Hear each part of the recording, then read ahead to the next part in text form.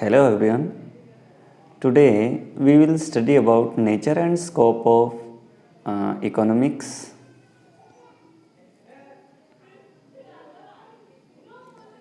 Introduction. The word economics is derived from the Greek word okios, name in meaning household management. Simply, the word economics is derived from Greek word okios, which meaning is household management, how we manage our household. Man is bundle of desires. You, me, everyone have lot of desires. Goods and services satisfies these wants, but almost all the goods are scarce. Not only the goods, but also the resources are also limited.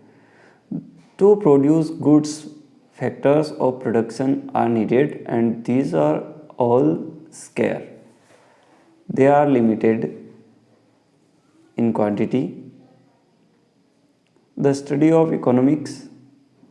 Economics is the study of how individuals and societies choose to use the scarce resources that nature and previous generation have provided. It is the study of economic problems. Wants are motive for economic activity. Wants lead to effort and which lead to satisfaction. Now, question comes to our mind, why should we study economics? Very important question. Why we study economics? Economics to be studied to learn a way of thinking. Economics develops a way of thinking. Second, three fundamental concepts for which we should study economics. First, opportunity cost. Second, marginalism. And third, efficient markets. Let's we study all these fundamental concepts in detail. First of all, we discuss about opportunity cost.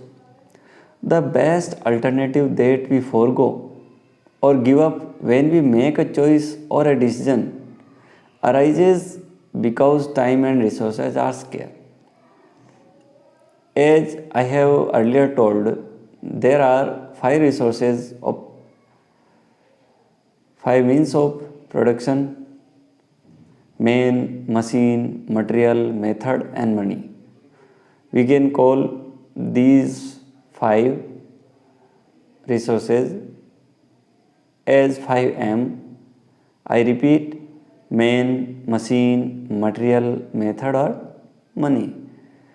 So, we know these all resources are scarce. They are limited in quantity and availability. So, we have to choose best alternative among these resources, and we have to forego or give up some opportunity or some resources that will be called opportunity cost. For example, a laborer get 1000 rupees wages in factory A and he get 1500 rupees in factory B. So to continue with factory B, he have to give up or forego factory as opportunity to get 1000 rupees. So there will be 1000 rupees will be opportunity cost for him. Next, marginalism. In weighing the cost and benefits of a decision, it is important to weigh only the cost and benefits that arise from the decision, that will be called marginalism. We will study detailed this topic in our further lecture. Efficient market is one in which profit opportunities are eliminated almost intentionally. Profit opportunities are rare because at any one time there are many people searching for them. Now we come to definitions of economics. Adam Smith gave the wealth definition. He wrote a very popular book which is known as Wealth of Nations. Second, Alfred Marshall, he gave the welfare definition. Lionel Robbins gave the scarcity definition, and Paul Samuelson gave the growth definition.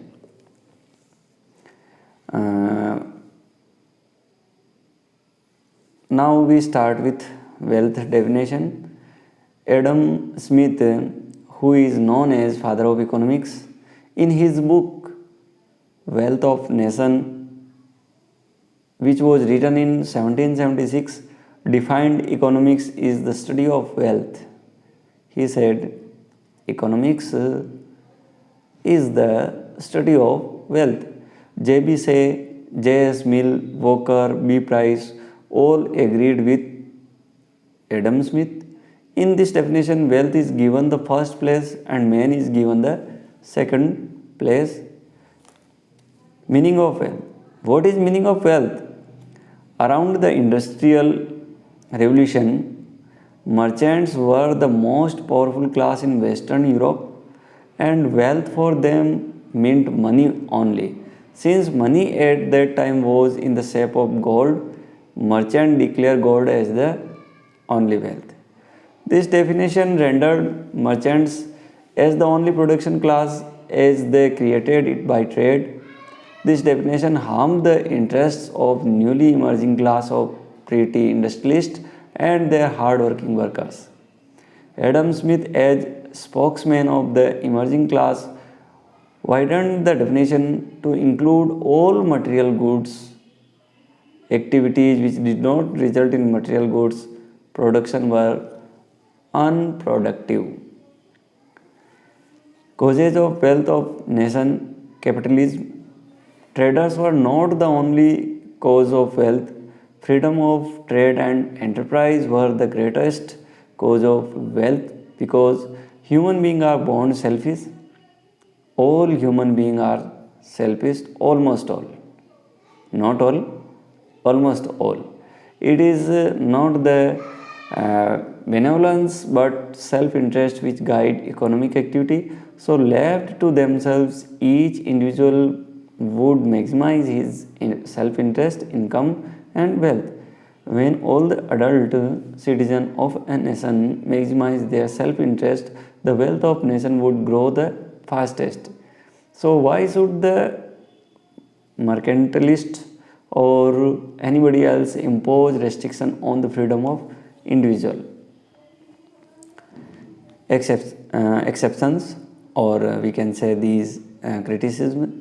While an invisible hand guides societies which rely on self-interest, there are certain exceptions where it does not work. These are defense, public utilities, law, order and justice. In all three, these not work. Now we take second definition, science of welfare. Adam Smith professed that self-interest would be beneficial to all did not materialize after the Industrial Revolution. The revolution divided the society between haves and have-nots, including unemployed. Criticism turned reformist and revolutionary.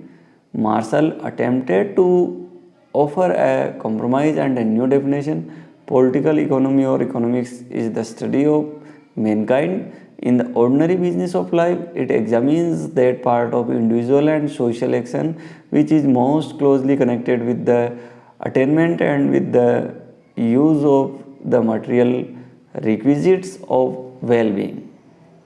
The range of our inquiry becomes restricted to that part of social welfare which can be brought directly or indirectly into relationship with measuring rod of money according to Pigou.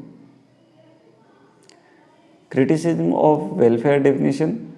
Economics is not restricted to material things.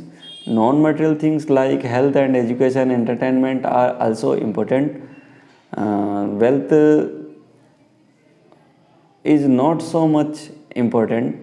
Welfare is subjective and varies from person to person. It is difficult to segregate material welfare from other type of welfare. The concept of welfare is not fixed but subject to change and interpretation. It differs from time to time, country to country.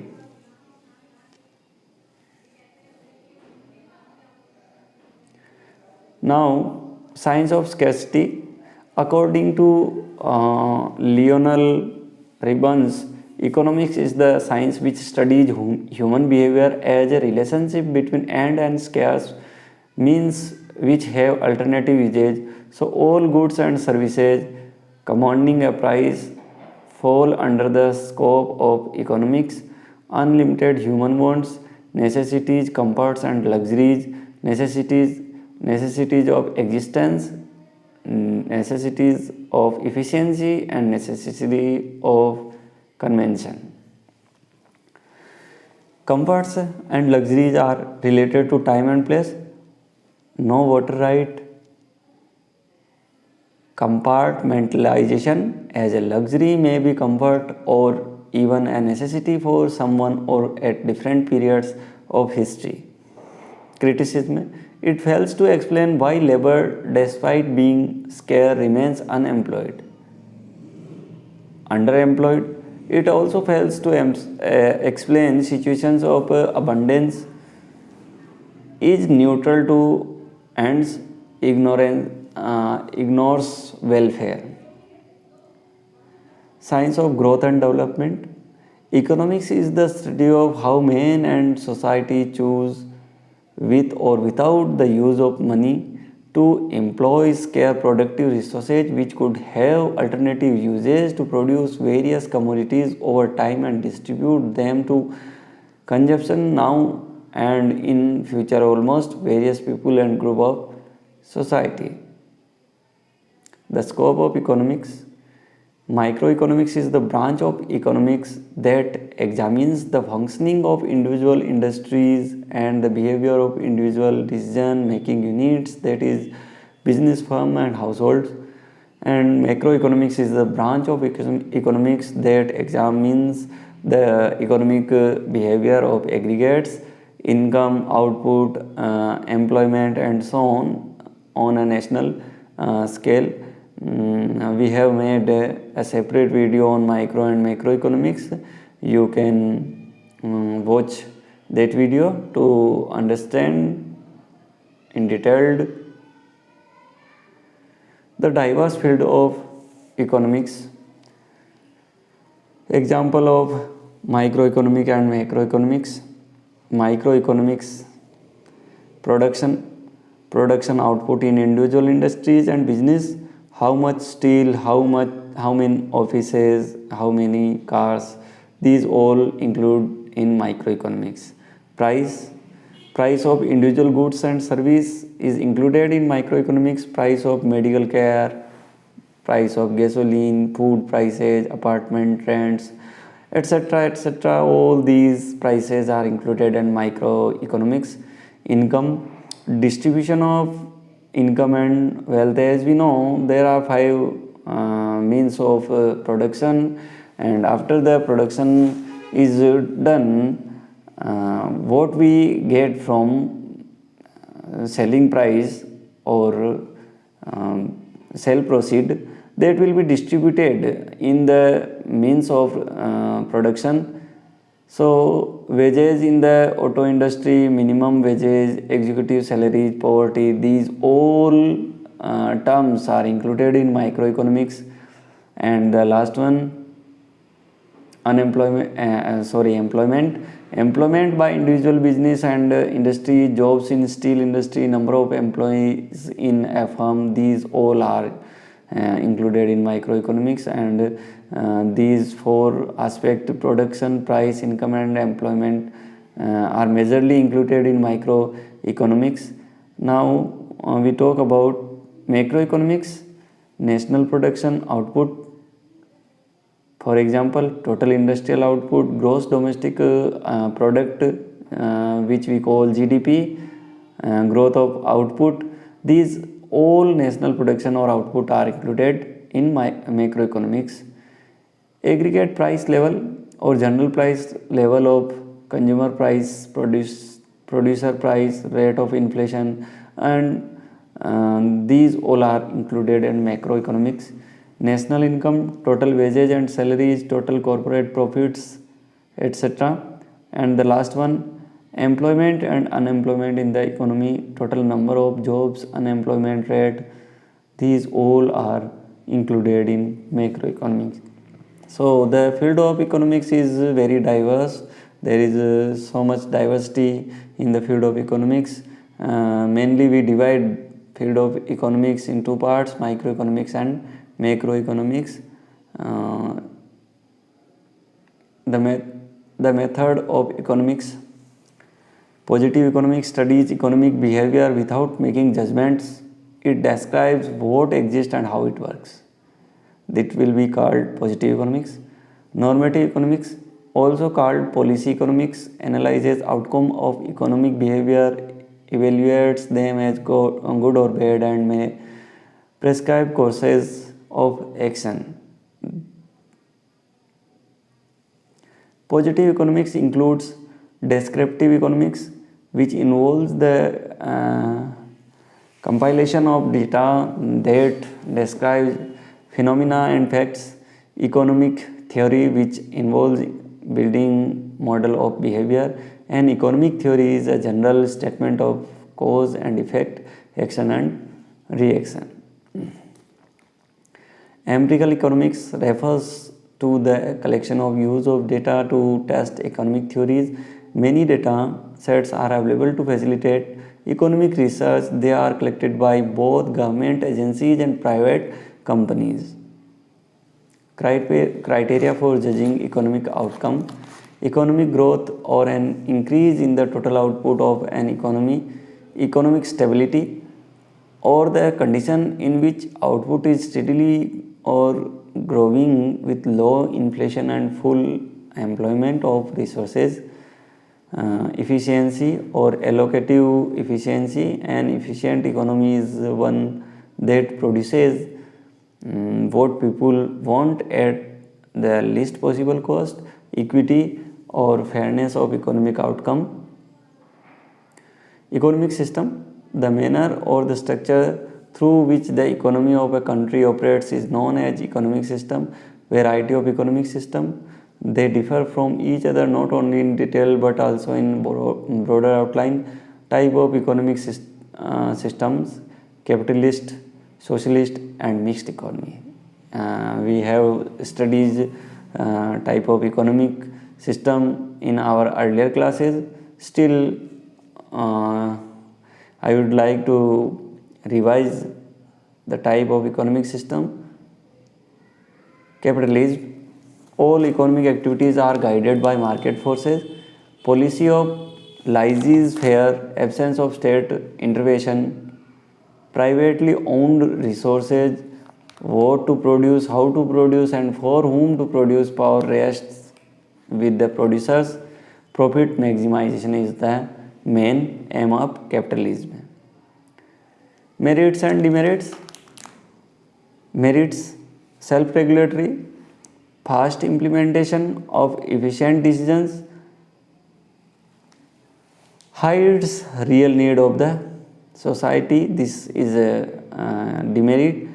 High rate of obsolescence, inequality in income and wealth. These are main demerit of capitalism.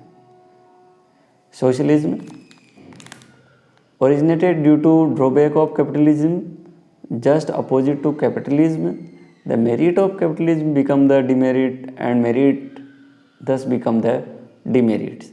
It aims at removing the inequalities of income and wealth, inequalities of economic opportunities, unemployment and waste of productive resources. Mixed economy, merit of capitalism and socialism are taken and a mixed economy is formed, generally adopted by countries with low per capita income and is underdeveloped or is developing. For example, India, Pakistan, Sri Lanka, these all are example of mixed economy. Some sectors are kept in government control and some sectors are kept in private control. Thank you so much for watching this video.